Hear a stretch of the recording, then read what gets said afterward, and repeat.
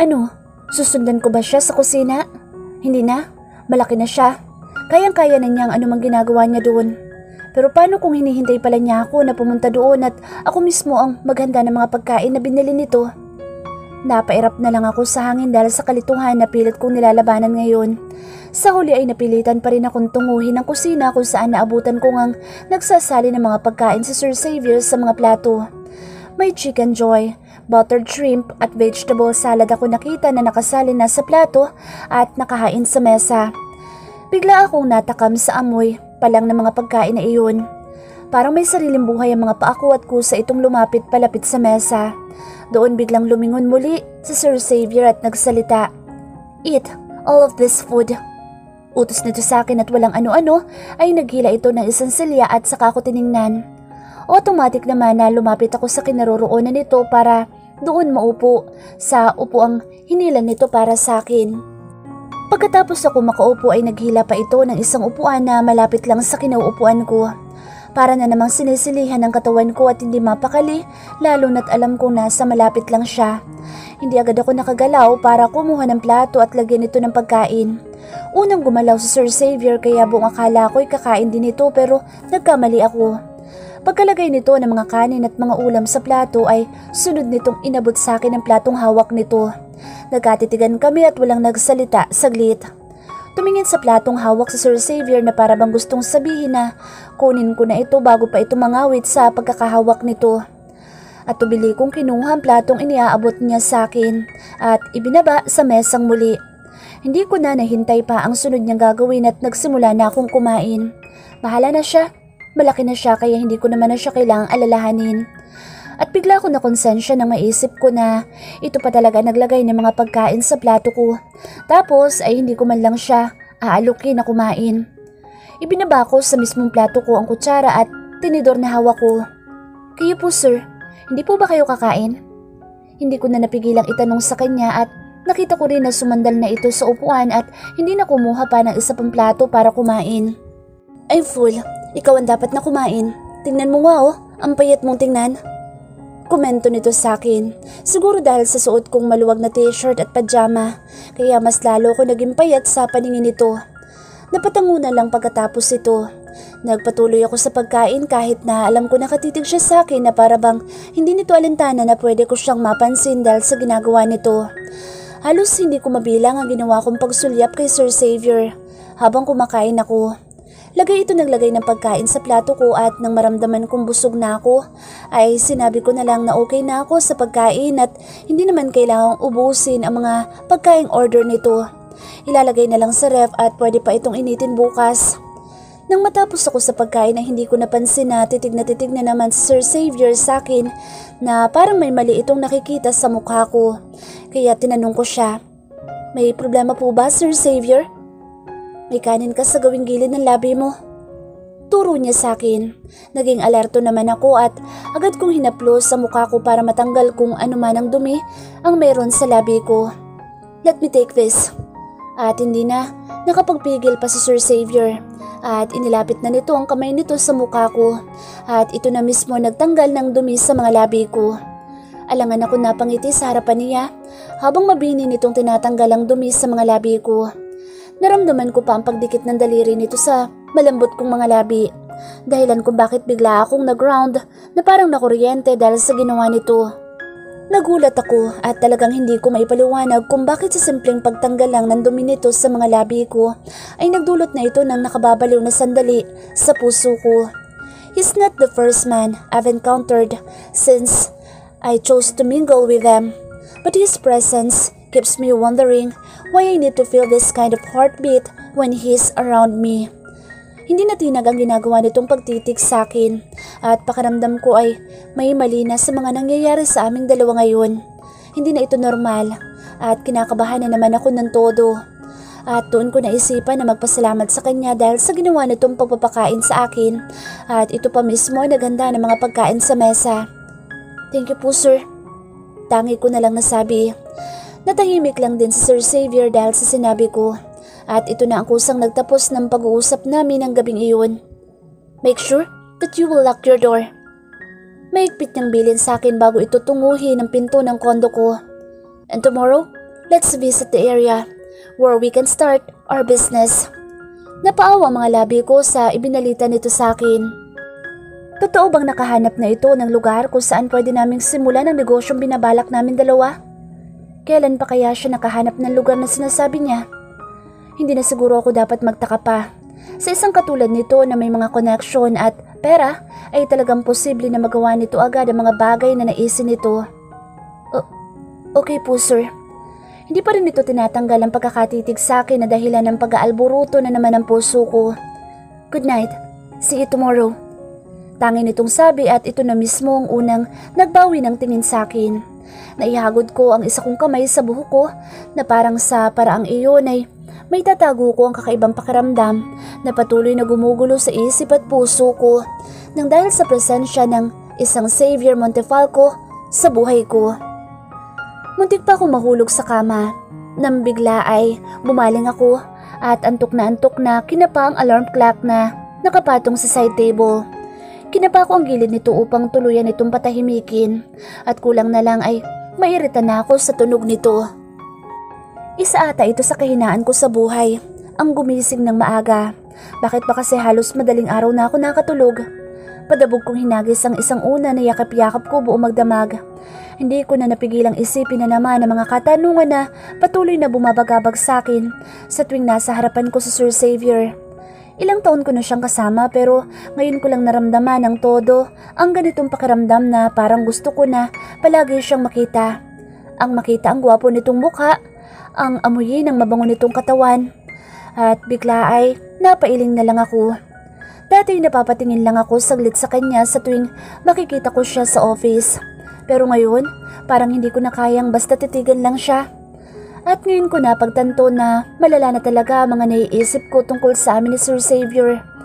Isang buntong hininga na lang ang naibigay kong sagot sa huli kong sinabi at sunod kong itinapak sa carpeted na sahig ang mga paa ko. Hinawi ko ang curtain na malapit sa headboard ng kama ko at doon ko nasilayan ang papasikat na araw. Kitang-kita ko magandang view ng Manila Bay at kung paano ang mga taong naglalakad sa gilid nito ay nagmistulang langgam sa liit sa paningin ko. Kahit nagulong-gulo ako sa mga nangyayari sa buhay ko ay wala akong karapatang magreklamo o huminto. Hindi ngayon na nagsisimula na ako magdesisyon para sa sarili ko. Muli na namang sumagi sa isip ko ang iniwan kong pamilya o mas tamang sabihin ng iwan sa akin at hindi ako nagawang suportahan sa maraming bagay. Muli kong binalik sa pagkakaladlad ang kurtina na hinawi ko at nagtungo ako sa kusina para maghanda ng breakfast. Una ako nagsalang ng tubig sa electric kettle bago ako kumuha ng tinapay na gagawin ko namang sandwich. Saktong pagtunog ng electric kettle ay ang pagtunog naman ng cellphone ko na nasa bulsa ng trouser na suot ko. Nang kuhanin ko ito ay doon ko nakita ang pangalan na Sir Xavier. Hindi ko agad nasagot ang tawag niya at tinitigan kong mabuti ng paulit-ulit ang pag-ring ng cellphone ko dahil sa tawag niya. Agad ding natapos ang tawag niya at hindi na ulit ito nagtangkapang tumawag muli. Sunod ko nabasa ang text message na galing sa kanya. Good morning. See you at the office. I have important matters to discuss with you before we visit the site. Napahagod muli ako sa buhok sa ulo at minsan pa'y narinig ko ang malakas na kalabog ng puso ko habang titig na titig ako sa mensahe niya sa akin. Isang text lang iyon pero nagdulot na naman ito ng sobrang kaba at pagkalito sa akin. Hindi ka dapat magpa-apekto sa mga nararamdaman mo, Monica. Hindi, okay? Kailangan mong gawin ang lahat para mapatunayan mo sa pamilya mo na mali ang lahat ng iniisip nila sa'yo. At hindi makakatulong sa bagay na iyon ang pagkalito mo sa kung ano man ang nararamdaman mo para sa boss mo. Isa iyong paalaala na dapat kong isiksik sa utak ko para magtagumpay ako sa mga gusto kong gawin sa buhay. I'm still young. Marami akong gustong gawin sa buhay na hindi ko magawa noong nasa poder pa ako ng mga magulang ko. And now that I am free with their shadows, gagawin ko lahat ng gusto ko. I've been dreaming of these days before. Yung pakiramdam na para akong isang ibon na sa wakas ay nakalaya sa hawla. Makakalipad kung saan lugar ako dalhin ang aking mga pakpak. Ang makita ang iba pang mga bagay sa mundo maliban sa mga bagay na nakagisnan ko na. Ang imulat ang mga mata ko na alam kong isang magandang araw ang masisilayan ko sa paligid kasama ang taong minamahal ko. At syempre, yung taong mahal din ako.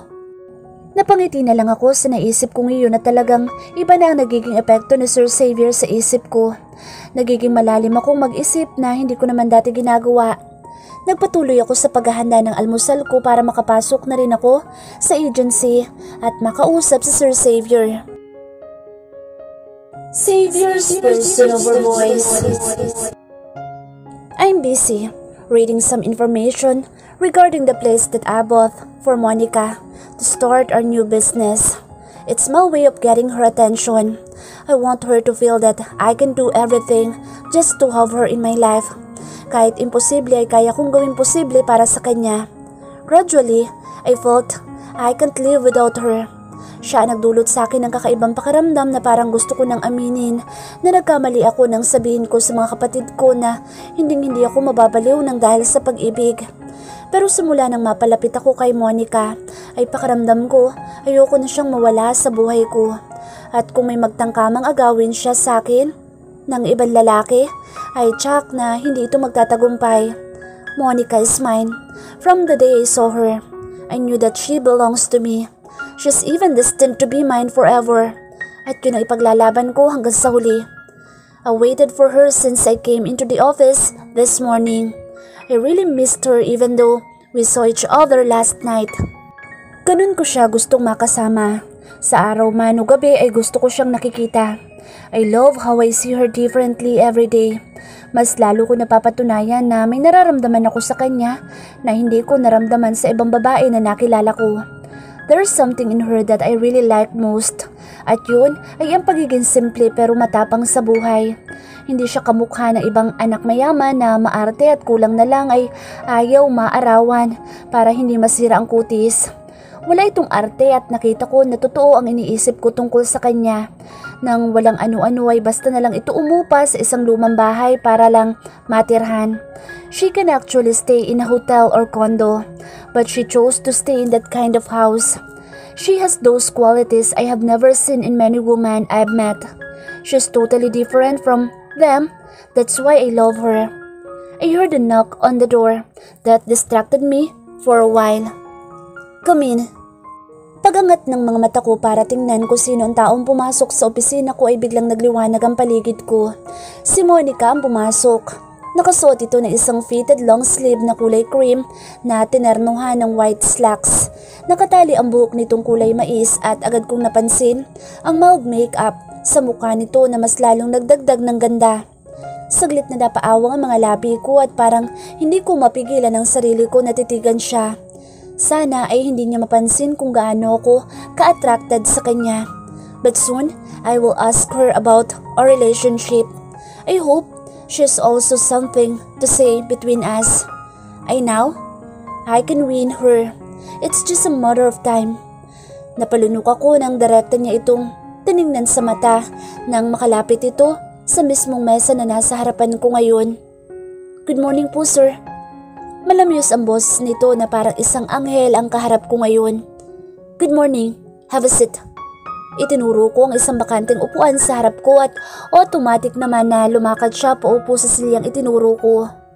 Pagkaupo niya ng maayos ay sunod nitong inilapag ang isang folder sa harap ko at nagsalita. Sir, ito po yung mga lugar na nahanap ko na posible natin pagtayuan ng business na itatayo natin. Sana'y may mapili po kayo. Nagulat ako sa sinabi niya dahil ang totoo ay inutusan ko na ang personal secretary ko para humanap ng lugar na pagtatayuan namin ng aming negosyo. Kinuha ko ang folder at binuksan. Nakita ko ang iba't ibang lugar sa Manila kasama na ang contact number ng establishment.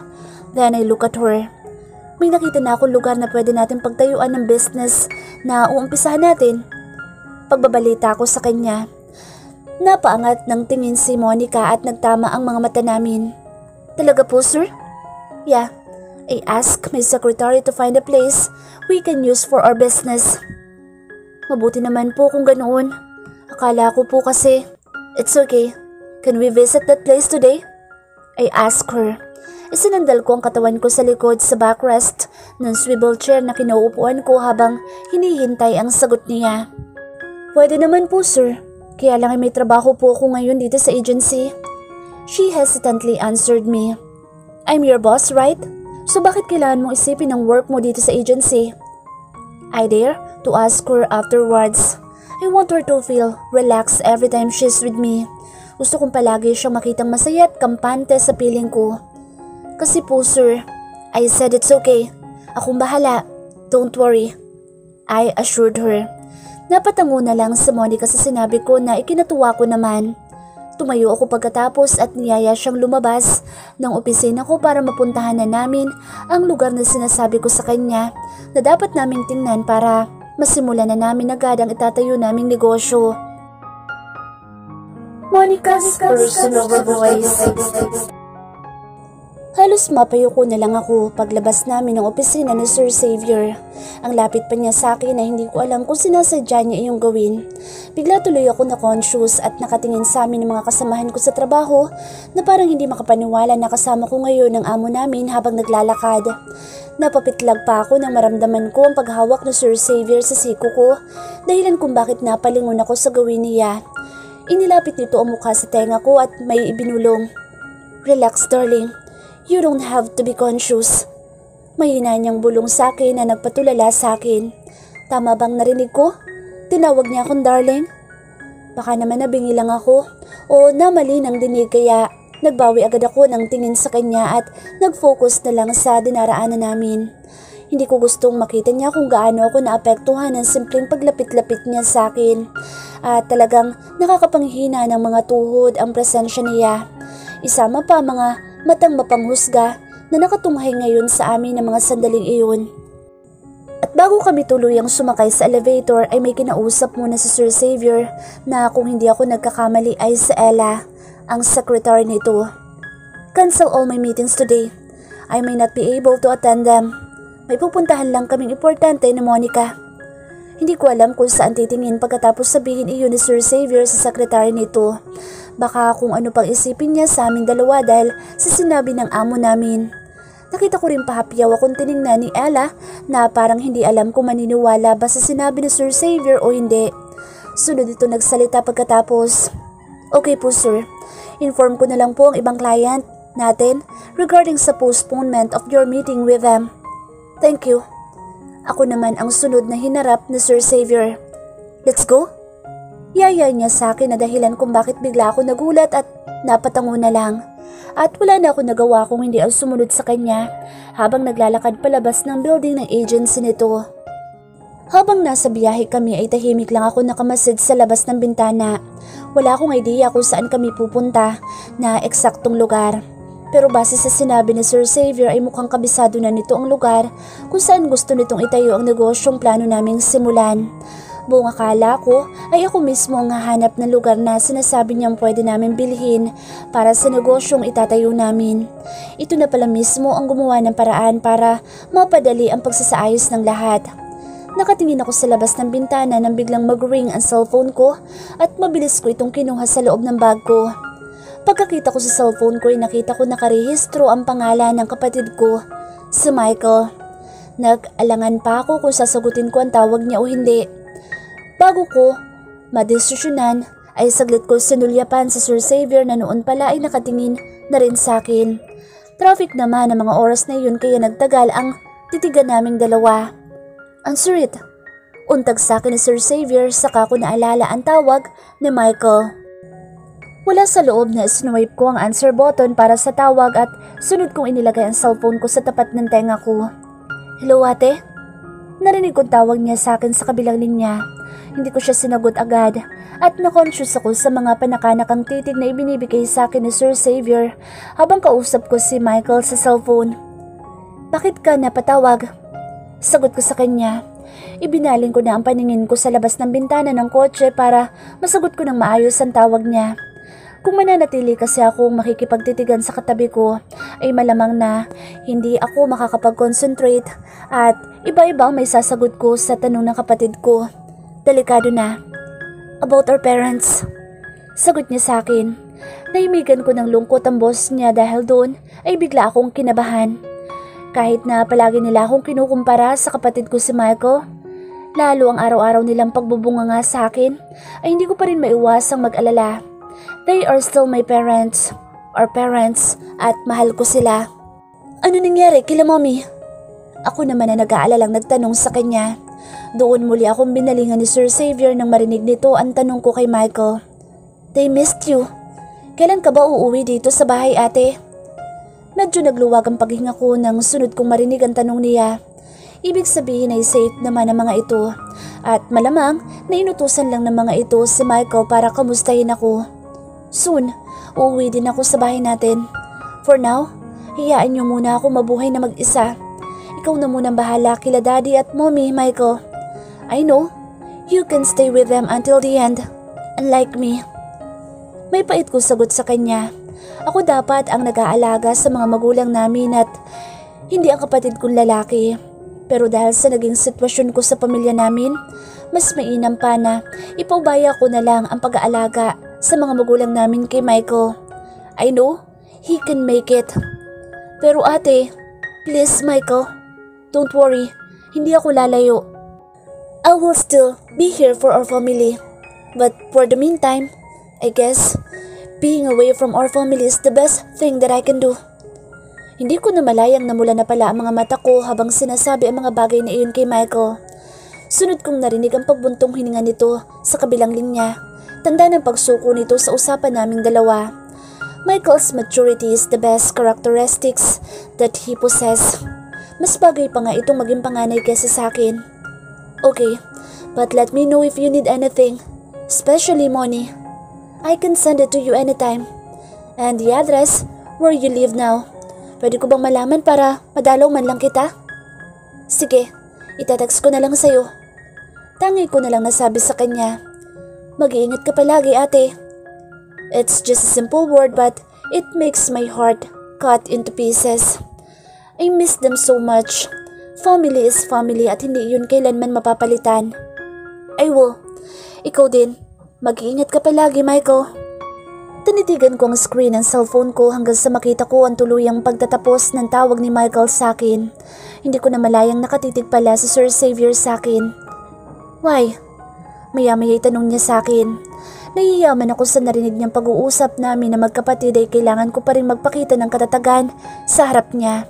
He knows everything I've been through when it comes to my family. He even initiated to help me to become the best version of myself for my family. Wala na akong may tatago sa kanya. Wala po, sir. Tumawag lang si Michael sa akin. Why he called you? Napalunok ako gamit ang sarili kong mga laway para saglit na mag-isip ng isasagot ko sa kanya. Nonsense din kung magsisinungaling ako sa kanya at narinig naman ito ang ilan sa mga napag-usapan namin magkapatid sa cellphone. Nakikibalita lang po siya kung saan ako ngayon nakatira para madalaw daw po niya ako. Tell him where you are right now. Maybe I can also meet him personally one of these days. Napatango na lang ako sa harap niya bilang sagot sa piling niya sa akin. Wala namang masama sa sinabi niya kaya hindi na rin ako nag-object. Ilang minuto pa ang lumipas at napadpad kami sa isang mataong lugar sa Pasig at ipinarada na Sir Xavier ang kotse niya sa isang bakanteng side kung saan may isang establishment na katabi nito. Halatang bagong gawa pa lang ito at modern na mga ginamit na mga materyales para sa design nito. Nasa 200 square meters ang laki ng lugar. Gawa sa glass ang pinakamalaking parte nito at sinadya itong gawin para makita ang mga nasa loob nito. Ito na kaya ang lugar na sinasabi ni Sir Xavier kung saan kami magsisimulang magtayo ng negosyo? Ang sosyal naman ng lugar na napili niya. At ang view? Kitang-kita ang malawak na Manila Bay. Hindi pa kami bumababa ng kotse pero parang hihimatayin na ata ako sa excitement kung talagang tama ang naiisip ko tungkol sa lugar na pinuntahan namin ngayon. Let's go? Yaya niya sa akin. Walang ano-ano ay bumaba ito sa kotse at tinungo ang pinto ng passenger seat kung saan ako ngayon nakaupo. Hindi ko alam kung mabagal lang akong kumilos o sadyang mabilis lang siyang maglakad. At sa isang iglap ay nasa gilid ko na siya ngayon. Binuksan niya ang pinto ng kotse at inilalayan ako makababa. Natahimik na lang ako at iba talaga ang dala niyang kaba sa sistema ko sa tuwing ginagawa niya ang mga simpleng bagay na katulad ng pag-alalay niya sa akin. Sabay kaming naglakad na dalawa. Pati ata mga paa namin ay synchronize sa paggalaw hanggang sa marating namin ang mismong pinto ng establishment na nakita ko kanina. Bigla na lang ay may tumayong dalawang tao na naka-uniforme na pang-opisina din.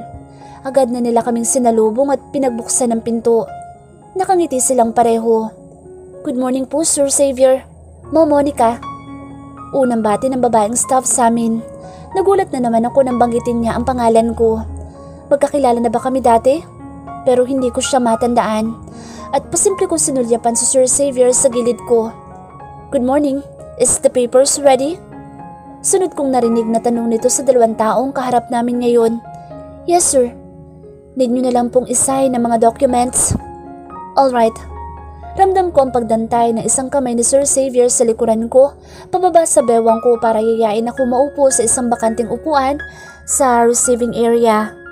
Pinauna niya ako maupo sa kanito ginalaw ng bahagya ang silyang nakaharap sa akin at umupo na din siya. Nang tingnan ko ang 2 staff ay nahuli ko pa silang nakatitig sa amin ni Sir Xavier na para kaming kung sinong sikat na tao na hindi basta nagpapakita sa madla. At ngayon na nasa harap na nila kami ay natameme na ang mga ito. Sir? By the way, regarding po sa ownership nitong establishment, as stated po on the contract ay si Ma'am Monica po ang nagmamay-ari nitong property. Tama po ba, sir? Paninigurado nito. Nalaki ang mga mata ko at parang nabingi ako sa narinig ko mula sa babaeng nagsalita. Ako? Ako may-ari ng establishment na kinaroroonan namin ngayon? Paano nangyari iyon? I mean, bakit gagawin ni Sir Xavier ang ganoong bagay sa akin? Amo ko siya at isang hamak na empleyado niya lang ako. Yeah, she's the owner of this property and we'll be using this to start our very own first business. Lumuwang ang pagkakangiti ng dalawa. Matapos magsalita ni Sir Xavier, nanatili ako naguguluhan sa mga nangyayari at tanging si Sir Xavier lang ang makakasagot ng mga katanungan sa isip ko.